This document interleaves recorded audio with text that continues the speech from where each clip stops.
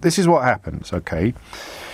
A claimant supposedly breaches job centre rules, typically by failing to turn up for appointments or by not applying for enough jobs. As a result of that, they are effectively fined by having their benefit payments stopped for a minimum of 4 weeks and a maximum of 3 years. Now, as I read you these words, I find myself wondering whether it really was the case that some of society's poorest people would be punished for missing an appointment by having the pittance that they currently survive on withdrawn. And then I remember the climate that these policies were introduced in.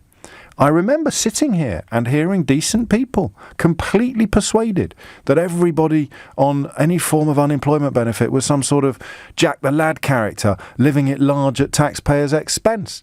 And what we've discovered in subsequent years, of course, is that the way all of these people, these weird right-wing think tanks and these alliances and organisations that persuade people like you and me that our taxes are being wasted, they are not interested in us. Most of us are net takers from society. Over the course of our lives, especially if we get poorly, we will take more out of the pot than we put in.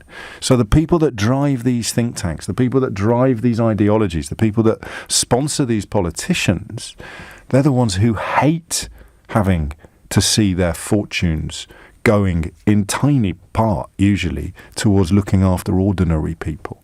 It's why far-right ideology always starts with minorities. Why are we paying for Jews? Why are we paying for the disabled? Why are we supporting this? Why are we paying for that? And the unemployed, for, probably half of my time in this job, were the perfect recipients of this. Because a bit like immigrants after Brexit, when everybody started saying, no, I didn't mean you. I voted because there's too many immigrants. Do you know any? Yeah, no, but I didn't mean them. The ones I know are great. I mean all the ones, the hordes, the ones in the posters, the ones in the stories, the comment sections. I mean them.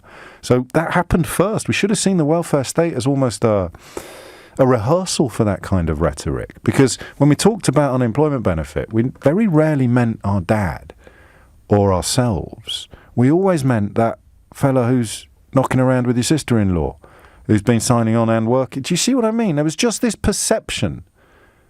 Oh, man, because if they did it to the welfare state, they're not going to really struggle that hard to do it to the NHS.